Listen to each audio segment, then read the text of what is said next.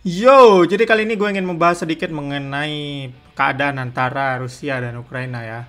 Tapi hold up, tunggu dulu Yud. Kalau misalnya ada staff YouTube yang mau, yang nonton video ini mau ngedolar kuningin ya kan, tunggulah bentar. Ya gue bukan mau bahas perangnya secara spesifik, cuman ada hal yang greget yang gue temukan mengenai perang tersebut ya kan.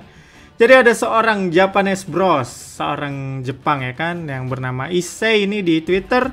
Dia membuat sebuah ilustrasi antara keadaan peperangan Rusia dan Ukraina itu di dalam satu gambar. Ini ilustrasinya cukup menarik ini. Ada muka Zelensky di situ ya kan. Jadi ini si Zelensky-nya ngeganggu sarang lebah ini. Tapi sarang lebahnya juga berbendera Ukraina ya kan. Tapi dari luar sarang lebah Ukraina tersebut malah keluar Rusia ya kan. Kenapa ada Rusia di sarang lebah Ukraina gitu. Terus Zelensky yang ketar-ketir itu membawa kru media, itu ada NATO, BBC, CNN, Fox Media. Sepertinya dia ya ini tulisannya narasinya dalam bahasa Jepang sih. Jadi coba kita Google Lens ya biar lebih jelas. Oh, jadi di sini si Zelensky mengganggu wilayah Donbas sama Eastern Ukraina ya kan, wilayah Ukraina Timur. Dan dari sana keluar tentara Rusia, terus dia mengadu. We are victims katanya. Padahal dia yang ganggu ya kan. Give me weapon, berikan aku senjata. Itu diliput sama media-media lain dan bahkan NATO dan semuanya memberikan suplai senjata dan pada ngedukung Ukraina ya. Apakah konteks ini benar gitu? Gue jadi cukup penasaran. Jadi pas gue baca-baca beberapa artikel, ternyata memang ya agak-agak mirip seperti dalam satu gambar lah, beneran dalam satu gambar ya kan. Alasan Rusia mati-matian pengen rebut Ukraina, terutama wilayah timur itu Donbas. Ternyata rakyat wilayah Donbas itu masih mengakui diri mereka sebagai orang Rusia ya kan, meskipun mereka wilayah Ukraina.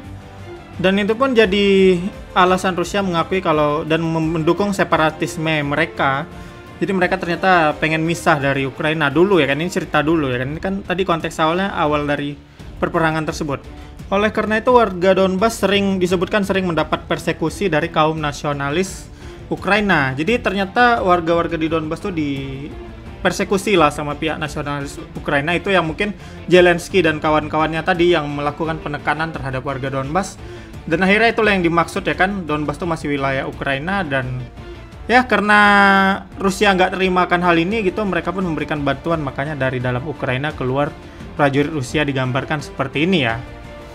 Jadi ya, itulah yang membuat Zelensky ketar-ketir dan meminta bantuan kepada media dan akhirnya terjadilah peperangan Ukraina-Rusia ya.